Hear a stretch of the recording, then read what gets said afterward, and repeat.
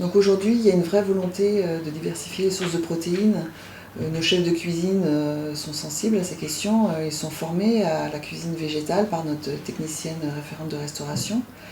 Et notre expérimentation sur la cuisine de légumineuses locales va nous permettre, j'espère, d'insuffler encore plus cette culture de la cuisine végétale, légumes secs, riches en protéines, et ainsi réduire les quantités de viande, mais en utilisant une viande de meilleure qualité. On fait un menu végétarien, nous déjà. Je le fais une fois par semaine. C'est les injonctions du département. Et puis ça fait partie de l'éducation alimentaire qu'on doit. C'est notre rôle aussi. On a un rôle éducatif quand même. Après, on essaie de diversifier les protéines. C'est pas forcément que de la protéine animale. On intègre beaucoup des légumineuses dans nos menus sous différentes formes. Ça peut être alors légumineuses, mais il y a les pois cassés, les pois chiches, les lentilles, les potres. En plus, le département vient d'intégrer dans l'annuaire des producteurs locaux 4-5 producteurs de légumineuses. Donc ça c'est bien aussi, on va pouvoir travailler avec eux maintenant. Et donc le but c'est leur proposer une diversité sur les protéines. On travaille avec un référentiel qui est le GEMRCN, dans le groupement d'études de marché en restauration collective et nutrition. Donc c'est la référence des grammages.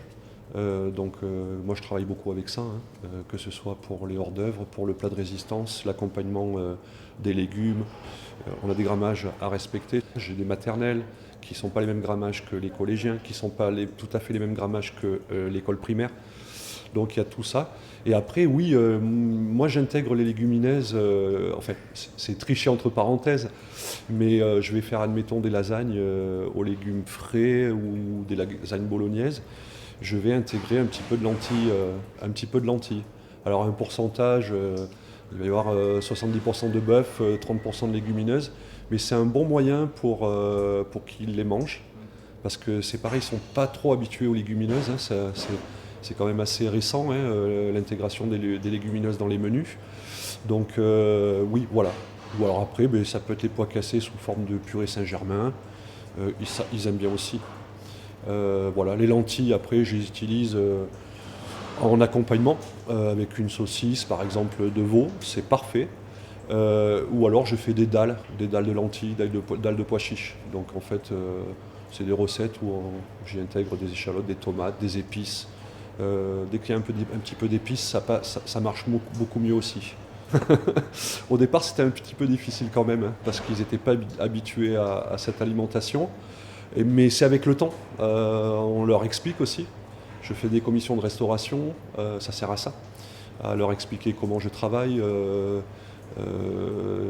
voilà, et leur expliquer que c'est important sur l'équilibre alimentaire et que la source de protéines n'est pas forcément que animale, et que même à l'avenir, je pense qu'on tendra de plus en plus sur des légumineuses pour diverses raisons, écologiques et ainsi de suite, ainsi de suite.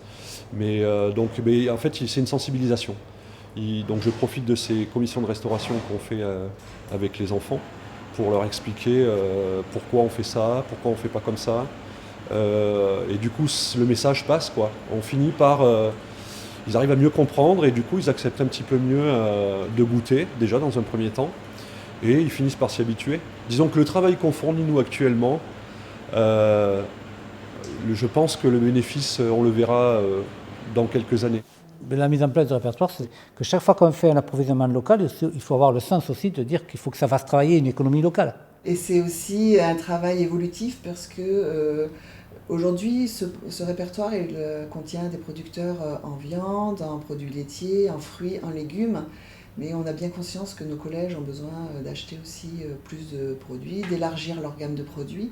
Donc on a mené un travail aussi pour agrandir notre gamme. On travaille sur du pain, un pain 100% lotois. Et aussi, on a un gros travail qui est mené pour élargir notre gamme sur de la légumineuse lotoise bio. Donc on mène des expérimentations.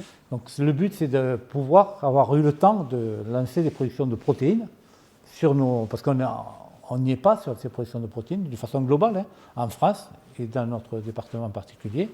Donc il fallait avoir ce temps-là, le temps de préparer nos producteurs à produire, et nous, de préparer aussi peut-être nos cuisiniers à les valoriser. Donc on y arrive un petit peu, on va faire des contrats là cette année de lentilles ou de pois, Voilà, donc on va y arriver, mais c'est un peu plus long. Oui, il faut du temps quand même. C'est des changements d'habitude, d'orientation.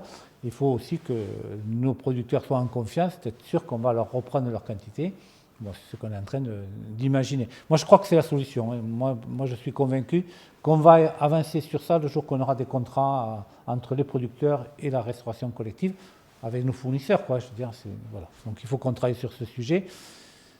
Mais si on veut qu'on réussisse ce volet un peu protéines et repas sans viande, il faut aussi qu'on ait la production localement. Et ensuite, qu'on apprenne bien aussi à nos cuisiniers de leur revaloriser pour que ce soit bon. Mais j'en ai fait des repas sans viande dans les collèges, c'est bien.